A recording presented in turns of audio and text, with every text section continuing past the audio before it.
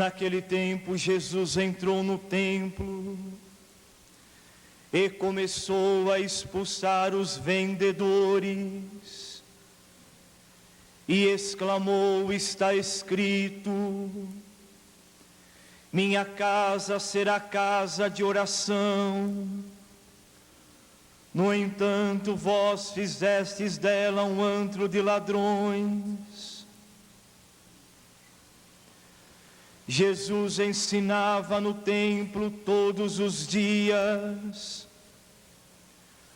Os sumos sacerdotes e os mestres da lei e os notáveis do povo procuravam uma ocasião para matá-lo, mas não sabiam o que fazer, porque o povo todo ficava fascinado quando ouvia Jesus falar. Palavra da salvação. Glória a vós, Senhor. Que pelas palavras do Santo Evangelho sejam perdoados os nossos pecados. Cantemos. Podemos nos assentar? Cantemos aleluia. Aleluia, aleluia, aleluia,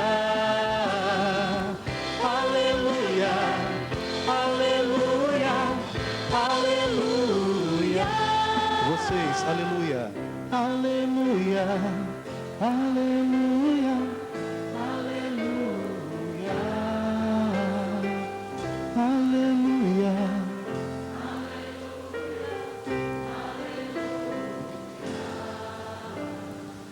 Ave Maria, cheia de graça, o Senhor é convosco. Bendita sois vós entre as mulheres, bendito é o fruto do vosso ventre, Jesus.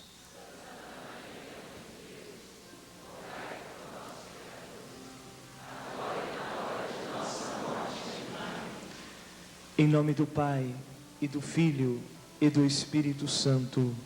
Amém. Uma das grandes realidades da fé católica, do mistério do seguimento de Jesus,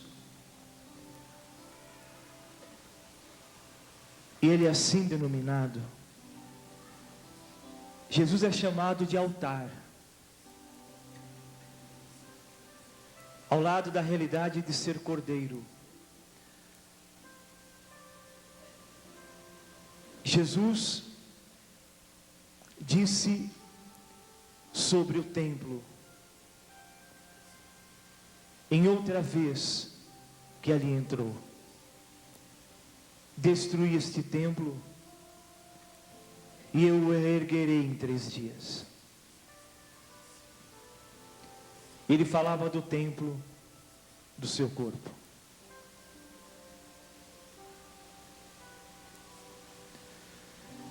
Filhos e filhas da igreja, quando nós escutamos este evangelho, que o próprio autor da vida entra no seu templo, porque o templo é dele.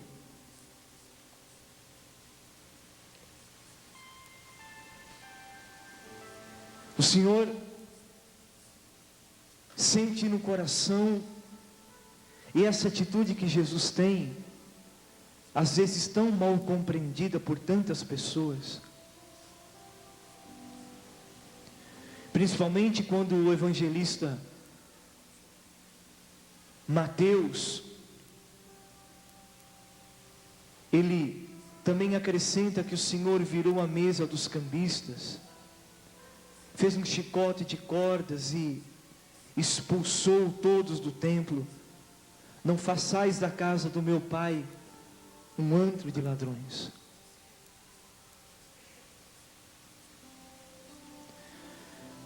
Mas eu quis começar a pregação dizendo que Jesus Cristo é o altar. Ele é o Cordeiro. Porque são duas realidades que estavam no templo. Na leitura do livro dos Macabeus, vocês escutaram uma alegria do povo judeu quando dedicou o altar durante 7 dias, o altar onde se sacrificava os animais para o sacrifício.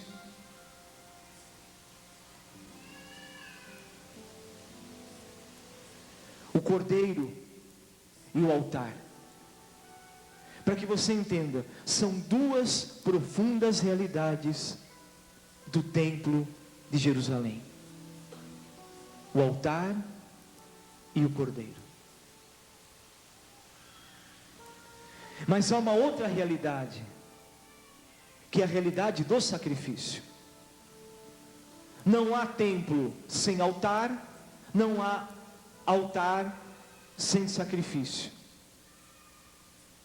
sem a oferenda.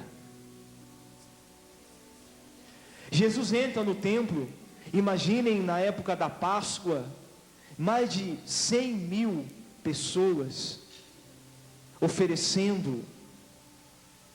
Os mais pobres ofereciam as pombas, os mais ricos ofereciam os cordeiros, os touros. Jesus entra e a primeira realidade desta entrada, do seu anúncio é: não é mais preciso oferecer cordeiros. Não é mais preciso essa realidade de compra e venda de animais, que por trás disso, os sacerdotes da época profanaram tanto, que a questão que Jesus fica profundamente sentido é a questão do ter, é a questão do poder. Não faça da casa de meu pai uma casa de ladrões.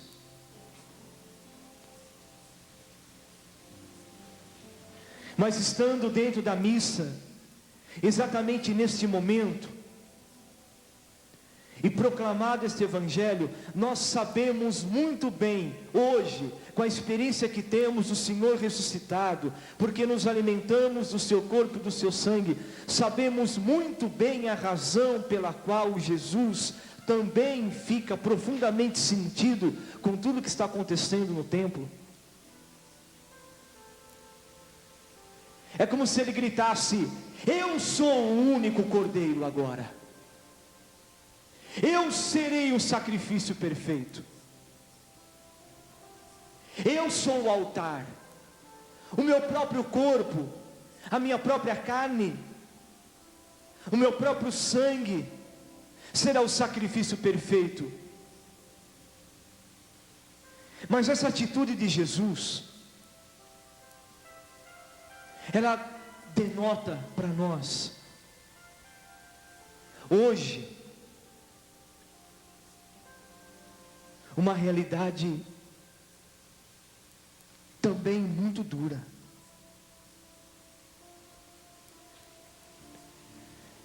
Jesus Cristo, sim, Ele é o templo, o seu corpo é o templo,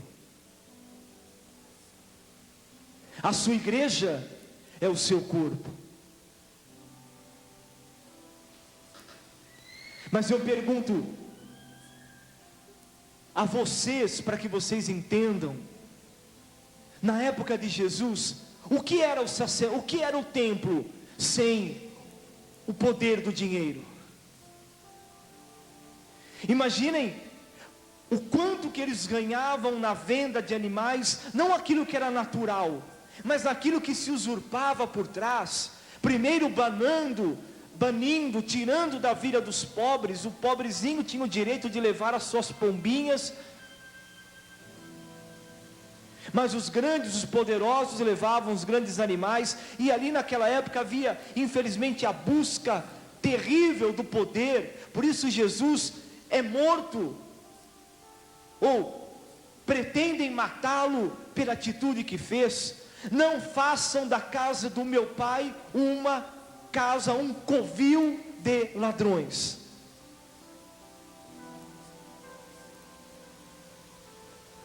Mas como não lembrar do salmo que canta: quem é este Rei da Glória? Quem é este Rei da Glória que entra no seu templo? Ele é o autor do templo, Ele é o Filho de Deus vivo. Quem me vê, vê o Pai. Ele é o Senhor do templo. Mas Ele entra, e Jesus Cristo é Deus, Ele tem a verdade. Jesus entrou no templo e se pôs a expulsar os que vendiam.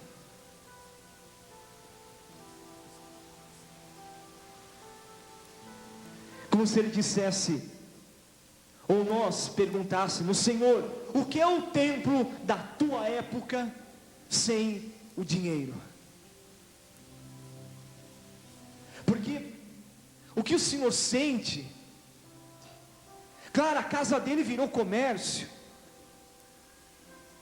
Por trás de uma realidade, Jesus não está negando aqui, até a sua vinda, a necessidade profunda dos sacrifícios. Era a lei de Moisés e deviam fazer isso.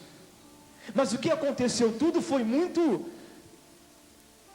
desviado da verdade. Ele entra, verdadeiro Deus e verdadeiro homem. Jesus entra na sua casa, no seu templo, e Ele vê.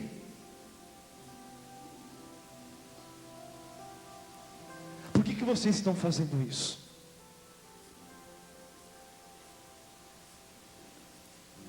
Aqui é uma casa de oração para todos os povos, não só para os privilegiados, não só para aqueles que têm o poder de fazer o que querem.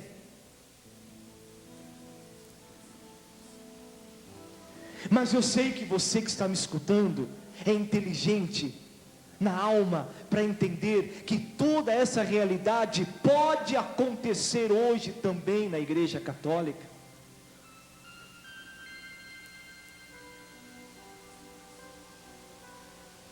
Mas primeiro não quero falar simplesmente de acontecimentos que nos doem o coração. Mas na época de Jesus, todo o poderio, tudo era manipulado pelo poder. Deixa-me repetir, a primeira razão do Senhor fazer isso não é mais preciso ficar comprando ovelhas e carneiros e touros, porque eu sou o Cordeiro de Deus, eu sou o sacrifício perfeito. Acabou a época, o templo virá abaixo, agora o templo sou eu. O templo é o meu corpo. Acabou agora. Chegou o tempo da graça, o tempo da determinação dos profetas. Não é mais preciso, eu relembro, não ficará pedra sobre pedra. E de fato o templo foi destruído. Primeiro esse templo de Jerusalém, no tempo de Nabucodonosor, rei da Babilônia, que destruiu o templo. Depois ele foi reconstruído pelo rei Herodes, e depois ele foi novamente destruído 70 anos depois da ressurreição de Jesus pelo Império Romano. E hoje temos um pedaço do muro chamado Muro das Lamentações, mas o templo não existe mais. Mas pegando as duas passagens, você entendeu? O Senhor disse: destruí este templo. E os sacerdotes disseram: 48 anos foram precisos para levantar este templo. E o Senhor está dizendo que em 3 dias o Senhor derruba e levanta. E diz o discípulo amado: ele estava falando do templo do seu corpo. Bendito o corpo de Deus que adoramos na missa.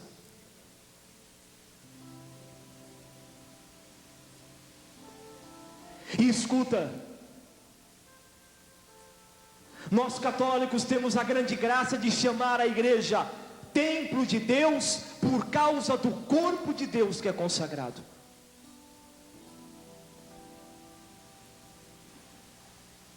Porque de fato na igreja habita o Senhor Jesus Cristo corporalmente, corpo, sangue, alma e divindade.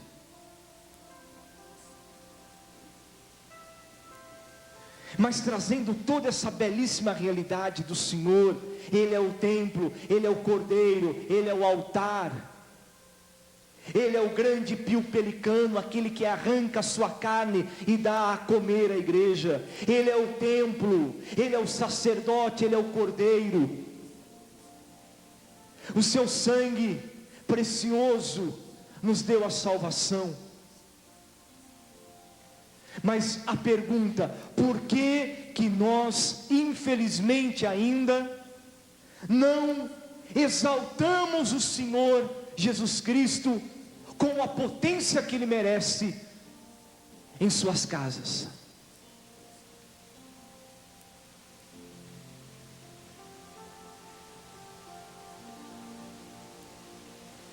E a verdade é que as coisas que vão magoando o coração da gente, e é preciso que essa vigilância do Santíssimo Senhor Jesus Cristo na minha vida, na sua vida, seja muito profunda, porque do contrário nós também corremos o perigo de fazer algumas coisas que acabam tirando a plenitude da vida do Senhor Jesus Cristo dentro de nós e no coração da igreja.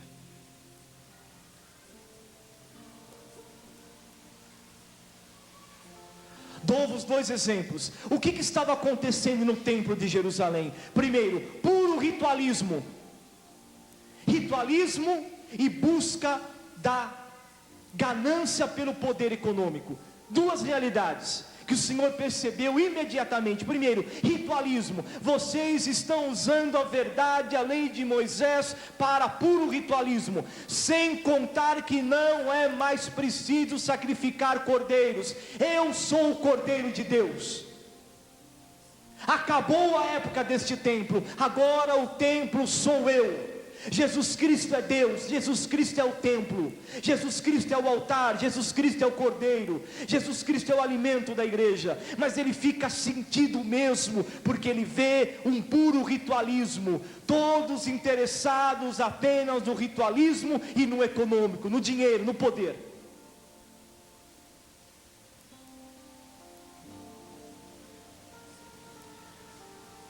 Nós não somos ignorantes para perceber quantas pessoas hoje usam do rito e do evangelho para ter dinheiro. Palavra forte, hein?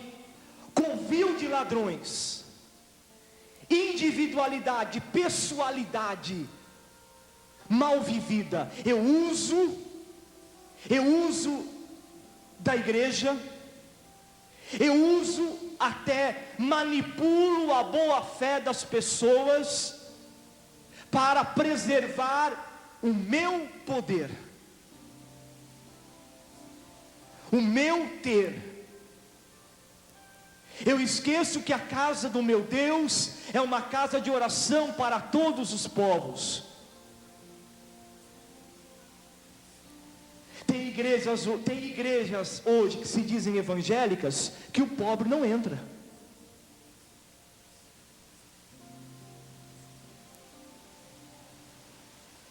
Que é ritualismo e busca do dinheiro. O pobre não entra. Pelo contrário, o pobre é banido, o pobre é batido, o pobre é surrado. Se não acontecem coisas desse tipo, ele é manipulado.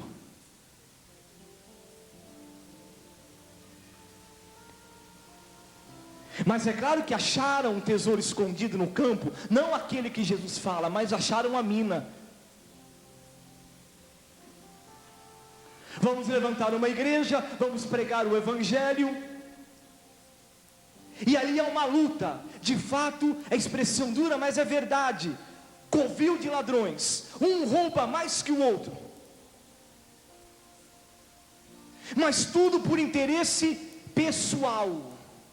Isso que traz ao coração do Senhor uma dor muito grande. A casa de meu pai é oração para todos os povos. Mas imaginem um pobre que não pode entrar numa igreja.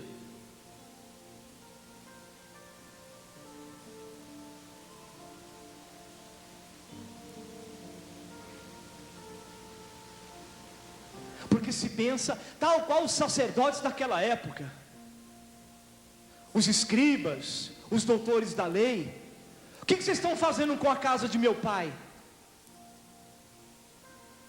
Covil de ladrões, palavra do Senhor forte, claro, é tão forte que querem matar Jesus. Quem é o Senhor para nos falar isso? Com que autoridade o Senhor entra aqui na nossa casa, no nosso templo, para dizer que nós somos um covil de ladrões? Bendito Deus, Jesus Cristo, bendito profeta. E eles ficam doídos, né? Porque a verdade dói. E sempre será assim. A verdade, ela dói, ela macula.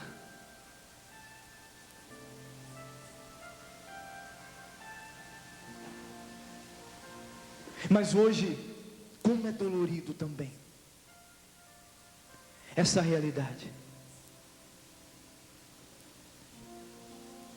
Todos a serviço de não da igreja santa e católica, não em busca da unidade, mas cada um em busca, principalmente quando se fala em novas igrejas, novas fundações, aí fica muito dolorida essa realidade, a busca do poder e do ter. Há uma luta dos escorpiões. O dinheiro é meu, o fiel é meu, ele pertence à minha denominação. Aí vem o proselitismo, é meu porque ele significa dinheiro, significa lucro, ele me pertence. Então se coloca num rito, mas claro, a pessoa que é pobre, que é simples, que é humilde, que ainda não tem o conhecimento do Senhor, são tantos nesse imenso Brasil, mas não negando também a nossa própria culpa. Nós, pastores da Igreja Católica, temos muita culpa sim do que está acontecendo hoje.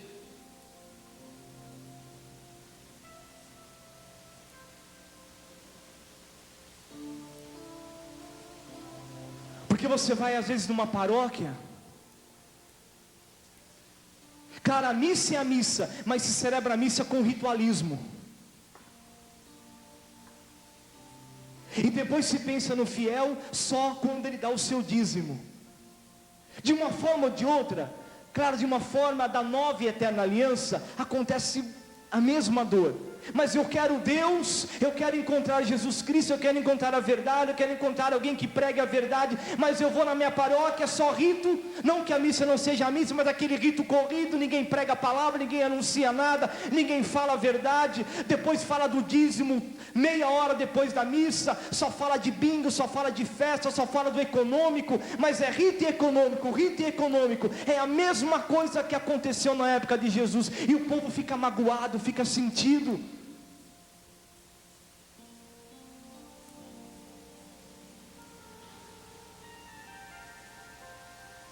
Fica marcado no coração o desejo profundo de ver Jesus, de perceber, claro que o rito da igreja é maravilhoso, mas ele não pode parar em si. O rito nos leva ao mistério, e eu preciso ver Jesus na igreja, eu preciso ter a experiência que o templo agora é o seu corpo que eu posso comungar, que Ele é o cordeiro, que Ele é o alimento da igreja, que Ele é a minha alegria, que o altar é o centro da igreja, que o altar é a vida da igreja, que o altar não é lugar de devoção, é lugar de adoração, é lugar de sacrifício.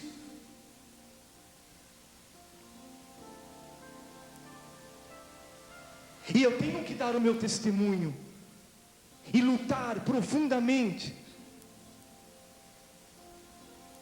porque Tiago diz na sua carta: o apego ao dinheiro é a raiz de todos os males. Quando Jesus viu isso no seu templo, por que vocês estão fazendo da casa de meu pai um covil de ladrões. Jesus não está julgando, é verdade.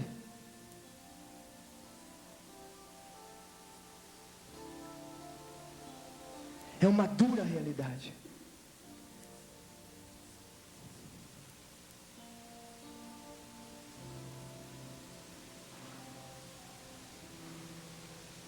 É como se os sacerdotes daquela época dissessem assim ao Senhor: mas Senhor, o que é o nosso templo sem dinheiro?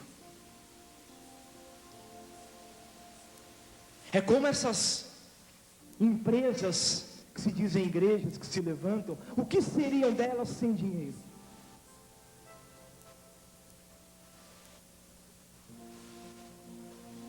Essas empresas que usam nome de igrejas, mas sabemos por trás que não são. Hoje até têm os seus nomes alugados, para que as pessoas saibam que talvez seja uma igreja, e tragam, e aquela pessoa tem o seu salário conforme os fiéis que ela prega, mas tudo rondando aqueles que passam o dia inteiro pregando nas praças públicas. Tudo por trás tem o financeiro, tem a questão do econômico, do dinheiro. Mas é claro que o Senhor hoje está dizendo: e os meus pequenos, onde podem entrar? A minha casa é casa de oração para todos os povos, e os meus pobres, onde eles podem entrar? Onde eles podem ter a garantia de que essa casa é casa de Deus? A primeira garantia é a presença real do Senhor, carne, sangue, alma e divindade. A garantia que vem ao lado são aqueles que vivem profundamente o Evangelho de Jesus, apesar das suas fraquezas, mas vivem com o coração profundo desejo de ter Jesus no coração, e de dar Jesus às pessoas, e de dar alegria, e de dar esperança às pessoas, a todos, mas especialmente aos pobres. Vem, aqui é a casa do teu Senhor, sim. Aqui não se ama por interesse, aqui não se tem ganância, aqui se partilha. É o que o Senhor mais diz por trás desse Evangelho. Aqui se partilha a vida, aqui se partilha tudo, aqui se tem pão para todos, aqui se tem alimento para todos, aqui se tem alegria, aqui se tem abraço, aqui se tem amor, aqui se tem perdão.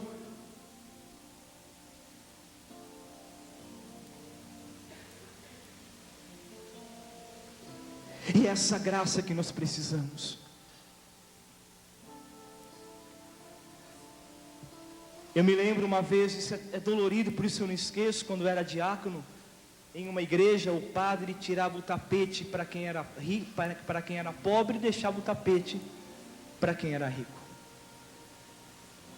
Tapete da igreja. Acabava o casamento do mais pobrezinho, mandava enrolar o tapete. Quem tinha pago, abriu o tapete. Quem tinha pago a flor, punha a flor. Quem não tinha pago a flor, tira a flor. Nem que a flor murchasse lá nos cantos da sacristia. É o que acontece nesses grandes lanchonetes de self-service. O que eles fazem com a comida que sobra? Jogam fora. Porque eles não podem dar ao pobre, porque senão o pobre vai acostumar-se com aquilo. Então, jogue fora, mas não acostume a dar àquele que não tem.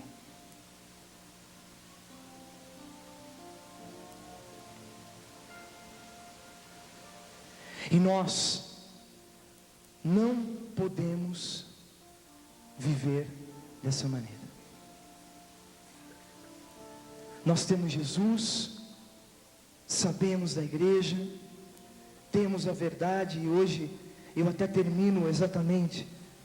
Ele ficava cada dia a ensinar no templo.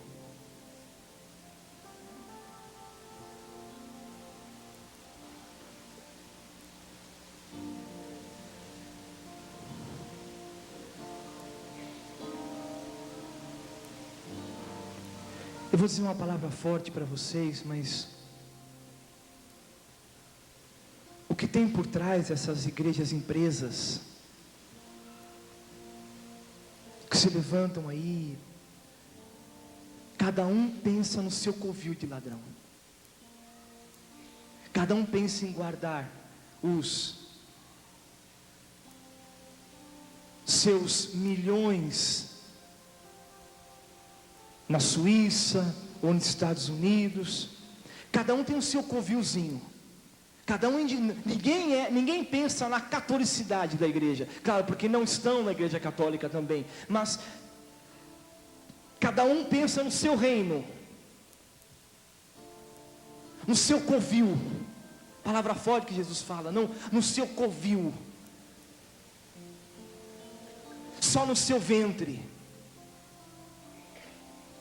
E aqueles que amam Jesus, que adoram Jesus, que se entregam a Ele, celebram com alegria o altar de Deus, a alegria de ter Jesus, a partilha, a alegria de ter o coração livre, livre para poder amar, livre. O problema não é ter muito, claro que ter muito também é problema, porque apega, mas o problema é não dar, não partilhar, o problema é não fazer do seu coração um coração livre, um coração sensível aos pequenos.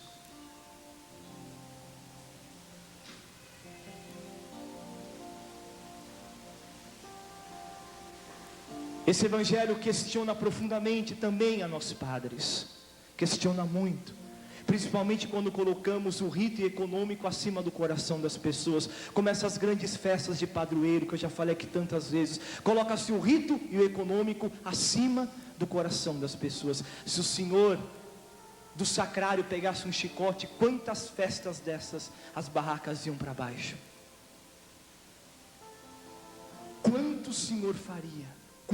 Quanto, porque é só rito no sentido ritualismo e econômico, econômico, ritualismo. Não há o desejo de levar Jesus Cristo para a vida das pessoas, em tantas situações. Não generalizo aqui, mas ainda no nosso imenso Brasil, há o interesse pintado de religioso, mas por trás é o rito e o econômico.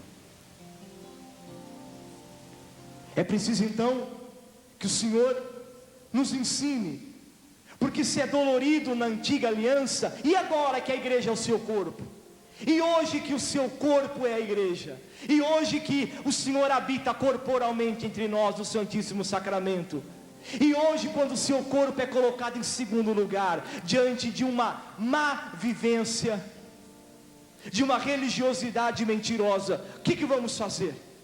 Qual é a nossa missão? Qual é a têmpera da nossa alma? Qual é a luta? A igreja católica precisa de homens e mulheres que não tenham medo de peitar essas situações, porque é duro você ver católico indo embora da igreja, porque só vê ritualismo e senso do econômico, senso do dinheiro, mais nada.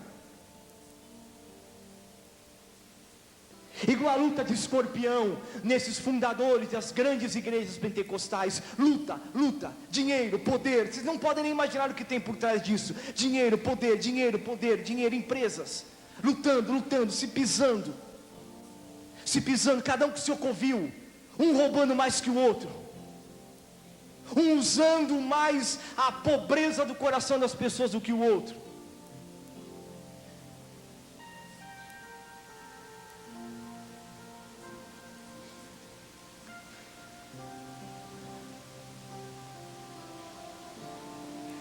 Casa de oração para os pobres.